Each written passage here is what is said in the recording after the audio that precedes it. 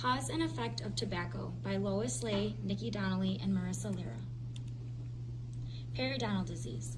5 to 15% of adult population are affected by periodontitis. Periodontitis occurs with tissue destruction. Disease involving pathogens causes periodontitis. If gingivitis left untreated may lead to apical migration of the junctional epithelium. Levels of salivary immunoglobulins in smokers. Saliva plays a major role in the oral cavity. Patients are more at risk for bacteria to harbor and not enough immunoglobulins to protect oral cavity due to lack of salivary flow. There are 4 immunoglobulins in our body. There's IgG, IgA, IgM, IgD, and IgE. A case study was performed to assess salivary flows and immunoglobulins. The case study found 15 men and 15 women that are non-smokers, which were the control group. 15 men and 15 women who smoke were the experimental group. The reduction of Igs in saliva increases the risk factor of host and pathogenic microorganisms. Gathered pocket depths, saliva samples, and plaque accumulation was part of the case study. The end result was smokers have lower immunoglobulin levels and more susceptible to periodontal disease. Male-exclusive nargile smokers and male cigarette smokers. Study was performed with men ages 20 to 40 years of age who pipe smoke and men who cigarette smoke. The participants were performed on men used a questionnaire that was written in Arabic.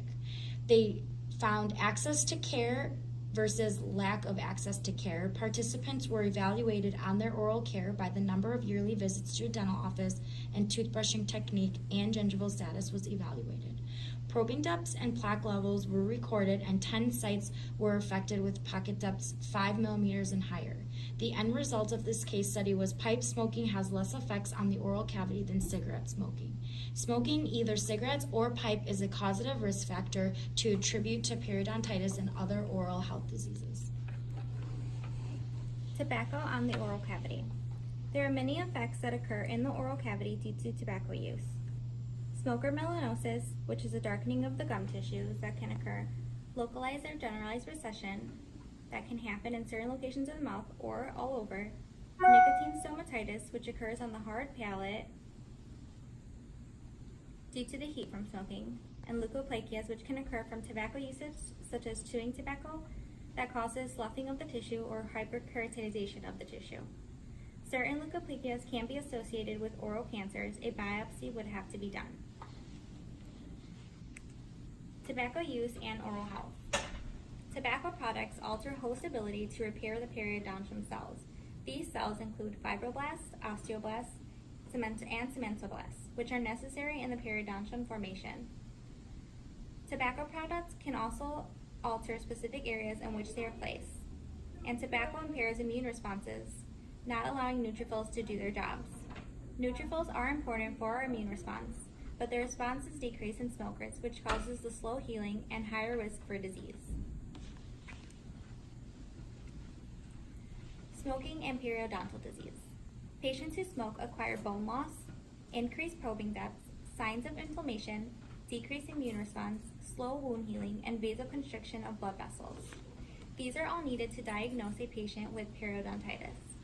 Due to tobacco products altering host ability to repair the periodontium, cells impairing immune responses, not allowing neutrophils to do their jobs, smokers' experience in their immune response, which can make them more susceptible to periodontal disease.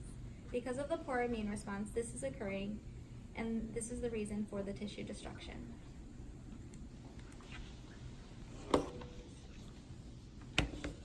Smoking affects the outcomes of treatment for patients. Many patients may require dental treatment as a result of smoking, but because they are a smoker, it makes them more predisposed to worse outcomes. Some treatment outcomes that will affect the smoking include the success rate of an implant placement. Tooth loss is a usual outcome of periodontitis. The patients seeking to replace teeth with dental implants have a lowered success rate.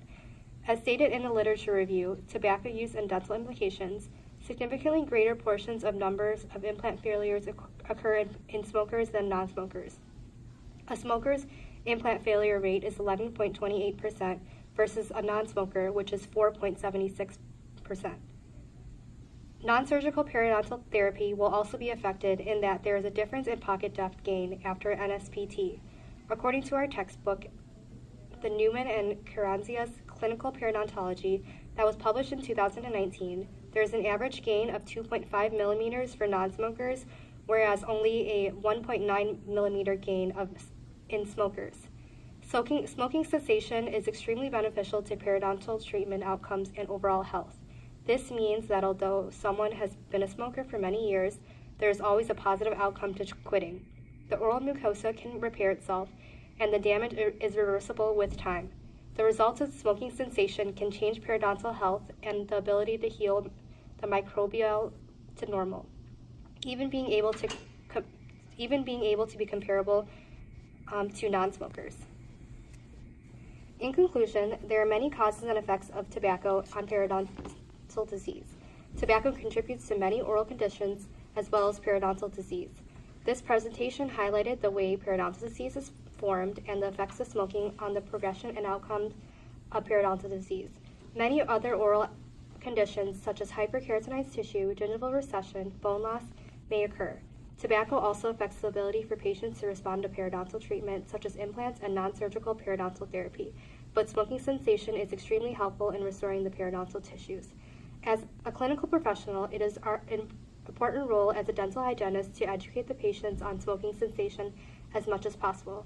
This may include more frequent appointments for their patient, one-on-one interactions to create a more comfortable relationship with the patient, and encouraging the patient to better understand the causes and effects of smoking and periodontal disease. That will decrease the significant amount of patients who have periodontal disease due to smoking. And these are the references that were used during this presentation. Thank you.